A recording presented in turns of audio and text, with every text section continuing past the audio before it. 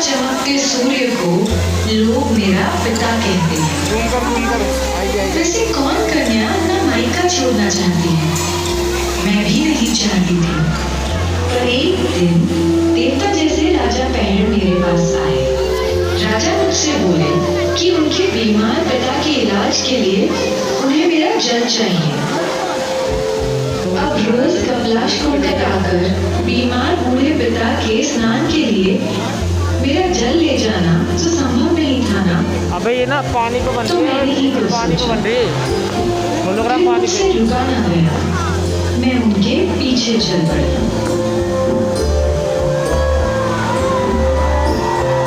अच्छा करने वालों के साथ अच्छा ही होगा।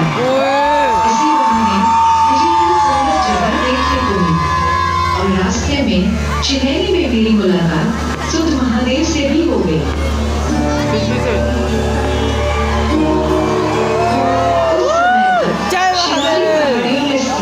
इस जगह का कोई नाम नहीं था। हाँ, इसकी पहचान जरूर थी।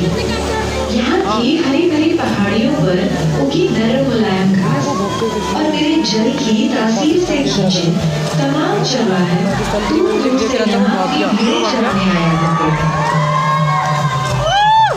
तभी एक दिन सूर्यवंशी राजा जम्बूलोचन इधर से गुजरे। इस इलाके की सुंदरता से मोहित होकर वो थोड़ी देर को प्रोजेक्ट हो रहा है, पानी में प्रोजेक्ट हो रहा है। अबे पानी की स्क्रीन बन गई ना, और सब प्रोजेक्ट हो रहा है। हरी चुन्नी पहने पहाड़ियां और नीचे कल कल बहती नीली नदी। जैसे ये नजारा काफी न था कि तभी राजा जम्बूलोचन ने करीब के एक तालाब पर जो देखा वह दृश्य एकदम अद्भुत था।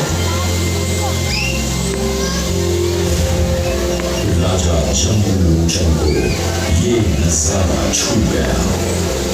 जिस जगह एक बाघ और बकरी साथ पानी पी सकते हैं, जहाँ एक शेर एक भेड़ को मारने से बख्श देता हो, जहाँ एक मेमना शेर से न डरता हो, वहीं मुझे अपनी राजधानी बनानी चाहिए।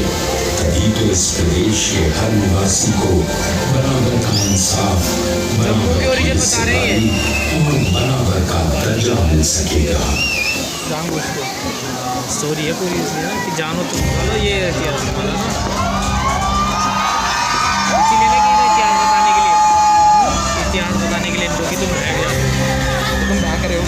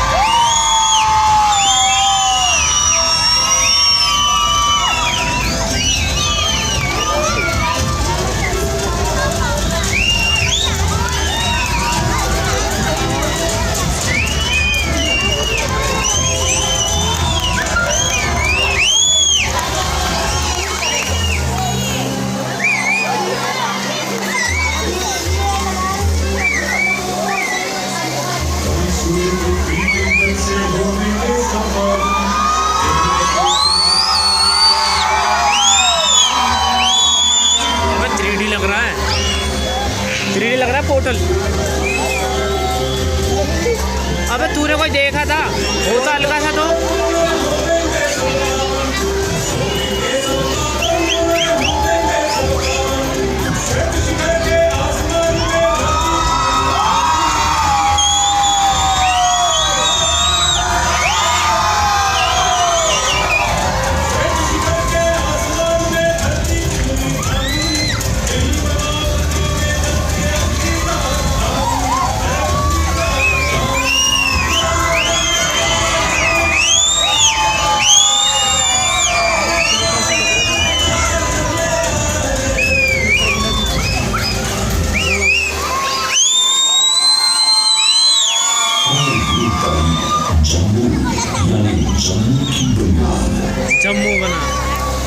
जम्मू लोचन के भाई बाबू लोचन ने भी अपने भाई की राह बचाते हुए यही वाला है भाई बढ़िया वो करिए प्रोजेक्शन राजा जम्मू ने और वो इस तरह सारे गढ़ की तामीर शुरू हुई इस बाबू लोचन के किले की। ये वाला किला है, हाँ अमर म्यूजियम नहीं है ये वाला किला है, ये वाले यही किले वाला? की बात हो रही है, इसी किले की बात हो रही है जहाँ पे माता का मंदिर है। और जम्मू का ओरिजिन बता रहे हैं पूरा।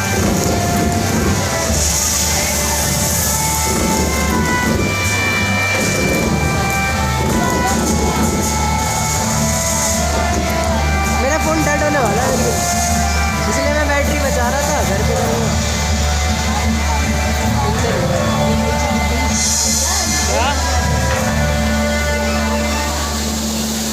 जम्मू का इतिहास बता दो। धीरे धीरे जम्मू का नाम और इसके प्यार का संदेश और बैंक भी मिला है। दूर तक फैलने लगा।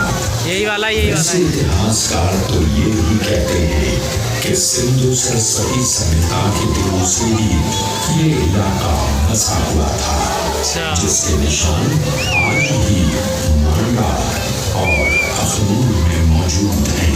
यही वाला है। धीरे धीरे यहाँ सनातन धर्म की निशानदेही करने वाले शैव, वैष्णव और शक्ति मतों के मंदिर मठ भी इस स्थान की प्राकृतिक खूबसूरती में चार चांद लगाने लगे। इसी तरह लगभग गौतम बुद्ध के समय से ही यहाँ बौद्ध मत ने भी अपनी जड़ें जमा ली थी, यानी कि मध्य जंगल और अंदर यानी अखनूर में। बस की कहानियाँ बता रहा हूँ। मेरा फ़ोन बंद होने वाला है, ठीक है हैकर और सुनरियो देख लो बस बंद होने वाला है। इस क्षेत्र में अमन चैन शांति का ऐसा दौर क्या? आया कि दूर दूर से आए व्यापारियों के कारवां कल? और सैलानियों के झुंड यहाँ की वस्तुओं, कलाओं और शोहरत को चारों दिशाओं मेरा फ़ोन बंद होने वाला है, ठीक है अभी होटल पहुँच के फ़ोन करूँगा। इतिहास ये दिखा रहा हूँ देख लो, ये पानी वाला शो है। के राजाओं ने जम्मू प्रदेश को छोटी वीडियो भेज दूंगा। रियासतों में बांटकर नगर कोटों को बसाया। उनको भारतीय नगर शैली वास्तुकला फ़ोन बस बंद होने वाला है। मंदिरों, महलों, हवेलियों तथा तालाबों से सुसज्जित किया।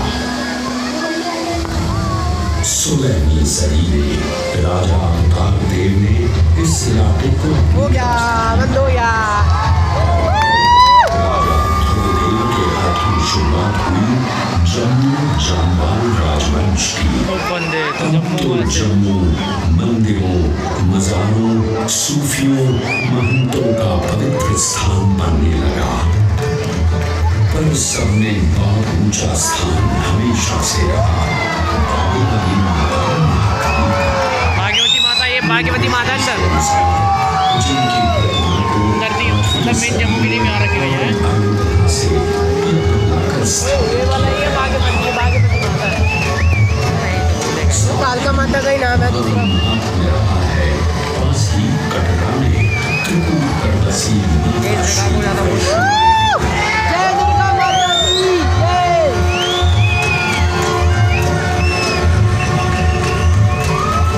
वैष्णो मैया की जय। मुगलों ने जब सारे हिंदुस्तान को अपनी सल्तनत का हिस्सा बनाया तो भी जम्मू को मुगलों के संरक्षण में ही रहने दिया गया। भाई। सदी में राजा रणजीत देव के वक्त में जम्मू की डोगरा रियासत डोगरा। लड़ी और उन्होंने तब भी मुबारक मंडी के महलों की नींव रखी।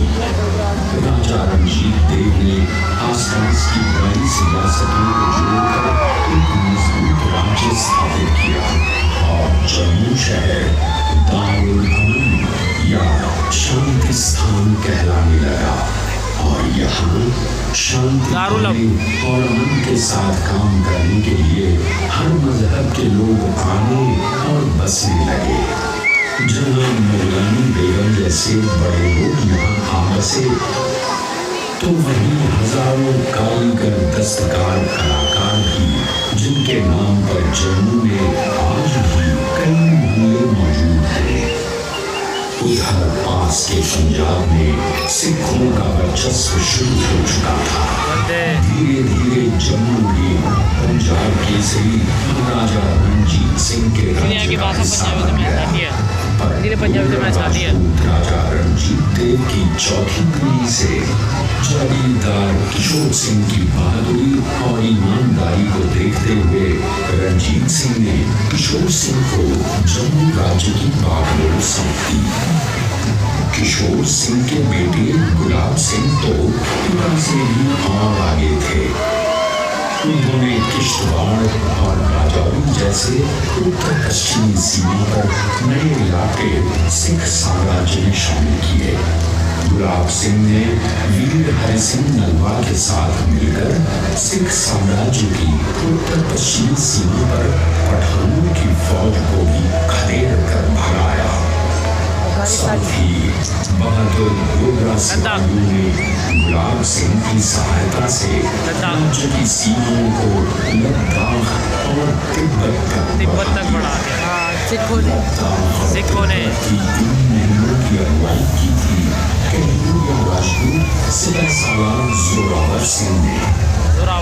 उनकी बहादुरी और ईमानदारी के किस्से इतने मशहूर हैं कि लोग उन्हें हिंदुस्तान का नेपोलियन कहते हैं।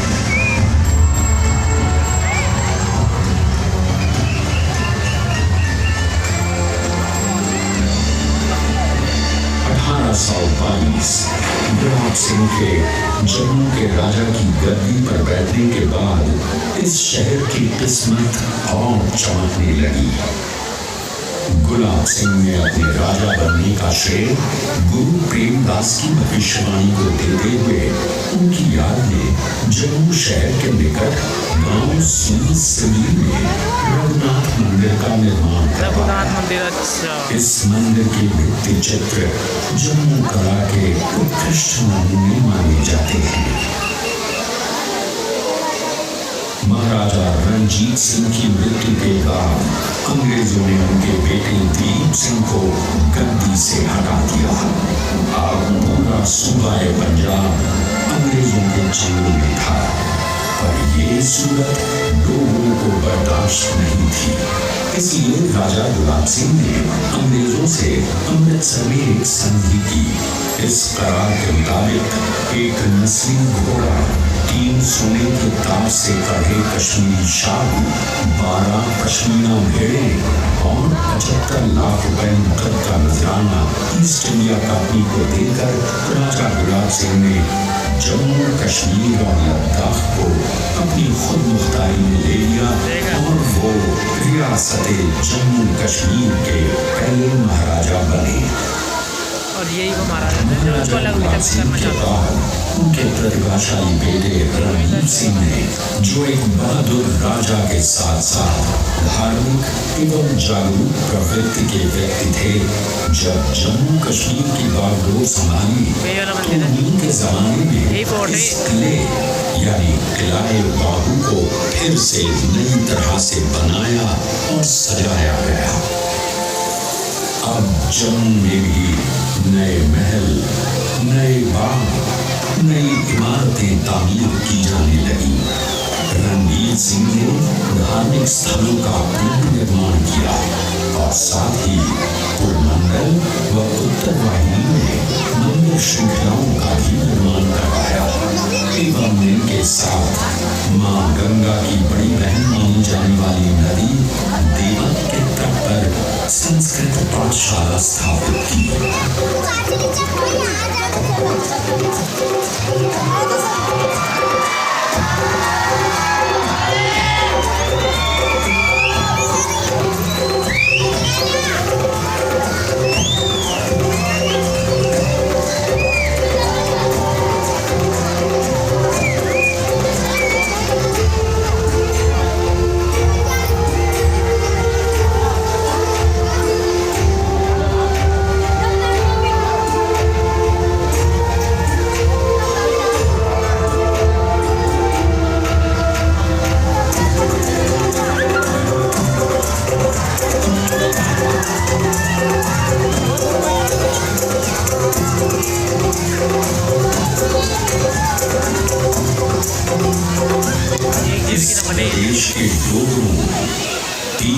जाल से शिवालिक तक विचरण करते गुज्जर बकरवालों, तमाम दस्तकारों, अनेकों पंडितों और विद्वानों, गायकों, लोक नाटक के साधकों तथा मिनिएचर पेंटिंग करने वाले चित्रकारों के चलते जम्मू एक मजबूत और अलग बहुसंस्कृति एवं संस्कारों का गढ़ बन गया, जहाँ कहीं गद्दियों, गुज्जरों की बांसुरी की धुनें, तो कहीं जोड़ियों की कारकों आवाज़ें, तो कहीं कुर्द, तो कहीं घुमनी, कहीं औरतों का जागरण और कहीं हिरण और जैसे कहानी कहते कभी नाट्य रूप मिलने लगे।